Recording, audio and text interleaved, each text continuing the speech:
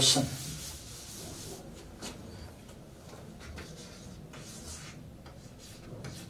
The breaking strength. The breaking strength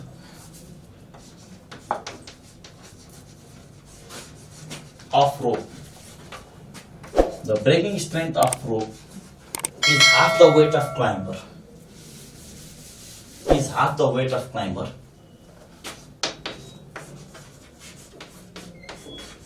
Is half the weight of climber.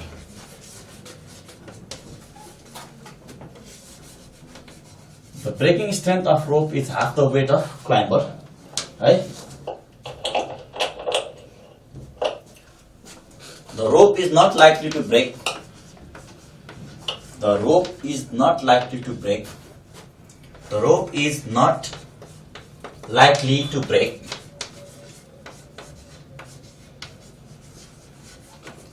The rope is not likely to break if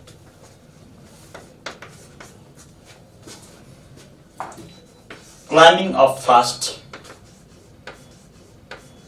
If climbing up fast. If climbing up fast. Climbing up slow. Climbing up slow. Climbing down slow. Climbing down slow.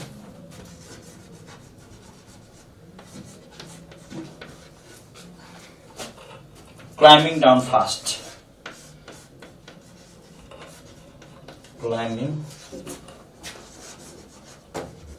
down fast. यो छ है option. अब सुन, अब यहाँ के भनेको छ भने breaking strength of rope is half the weight of climber भनेको छ हैन. सो यो रोप भयो, यो रोपको ब्रेकिङ स्ट्रेन्थ. अब के हो त ब्रेकिङ स्ट्रेन्थ भनेको? ब्रेकिङ स्ट्रेन्थ भनेको maximum tension that can act on रोप.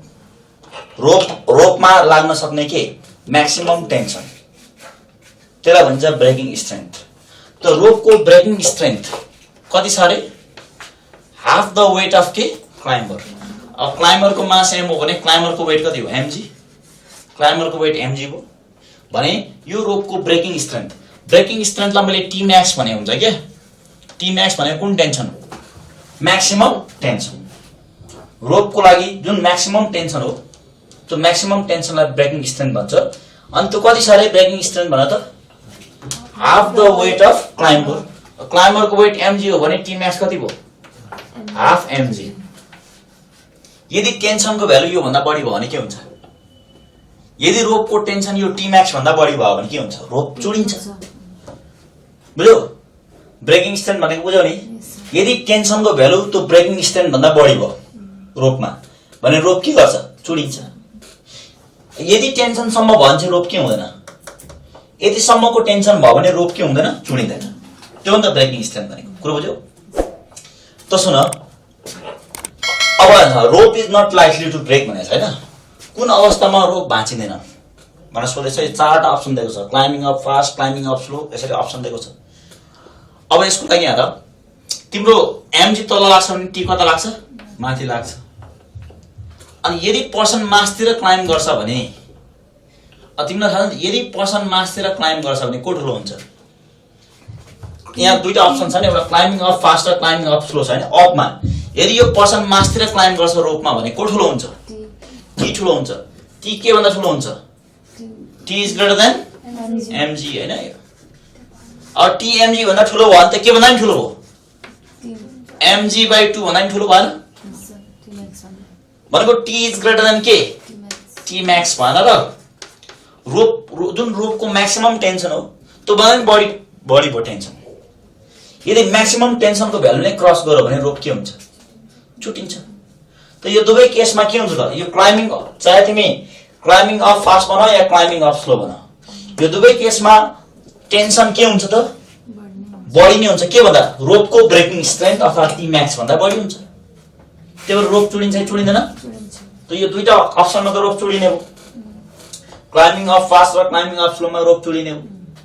अब अर्को अप्सनमा जाउँ क्लाइम्बिङ डाउन फ्लो भनेको छैन अब क्लाइम्बिङ डाउनमा जाउँ अब क्लाइम्बिङ डाउनमा के हुन्छ अब यो तलतिर क्लाइम्ब गर्छ भने को ठुलो हुन्छ mg ठुलो हुन्छ को भन्दा t भन्दा अनि इक्वेसन के हुन्छ र थाहा छ हाम्रो इक्वेसन हुन्छ mg अब a तलतिर क्लाइम्ब गरौ विथ एक्सेलरेसन a भनौं न त्यो के हुन्छ mg माइनस t रिजल्टेन्ट भो इक्वल्स टु के हुन्छ ma हुन्छ अब सुन अब र रोप चुडिन्छ कि चुडिदैन भन्ने कुरो कहाँबाट थाहा हुन्छ t को भ्यालुबाट थाहा हुन्छ नि त है t को कस्तो भ्यालु छ त्यही अनुसार थाहा हुन्छ रोप चुडिन्छ चुडिदैन त यहाँबाट म t निकाल्छु t भनेको के भयो त भन्दाखेरि t भनेको mg माइनस ma अब सुन अब यहाँ है अलिकति अब हामी लजिकली जानुपर्ने हुन्छ थर्ड अप्सन है यो दुईटा अप्सन त नेग्लेक्ट भइसक्यो हैन थर्ड अप्सन हो क्लाइम्बिङ डाउन स्लो अब यदि पर्सन बिस्तारै तल झर्छ भने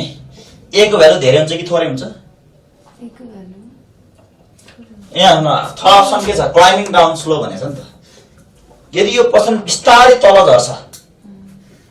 झर्छ भने a लार्ज हुन्छ कि स्मल हुन्छ जति चाँडो कुदो एक्सेलरेसन त्यति बढी हैन जति कम कुद्छ एक्सेलरेसन त्यति कम हुन्छ सिम्पल लजिक गर्नु त क्लाइम्बिङ डाउन स्लो भन्यो नि स्लोली क्लाइम्ब गर्यो भने a के भयो कम भयो a सानो भयो अनि a सानो हुने बित्तिकै यो टर्म सानो भएन सानो टर्म माइनस भयो नि त यो टर्मबाट त t को भ्यालु बढी आउँछ बुझ्यौ लजिकली बुझौ अनि हेर क्लाइम्बिङ डाउन फास्टमा चाहिँ के हुन्छ यदि एकदमै छिटो तल झर्छ भने a को भ्यालु के हुन्छ लार्ज a को भ्यालु बढी हुन्छ नि त त्यसपछि यो धेरै भयो अनि धेरै भ्यालु यो भ्यालुबाट त्यही भ्यालुबाट घट्छ भने चाहिँ t के आउँछ त t को भ्यालु कहाँ कम आउँदो रहेछ क्लाइम्बिङ डाउन स्लोमा कि क्लाइम्बिङ डाउन फास्टमा अनि जहाँ t को भ्यालु कम आउँछ त्यहाँ रोप चुडिने डर के हुन्छ कम हुन्छ रोप नचुडिनको लागि त भर्सा के हुनु पर्यो सानो हुनु पर्यो त्यो t को भ्यालु सबैभन्दा सानो कहाँ आउँदो रहेछ क्लाइम्बिङ डाउन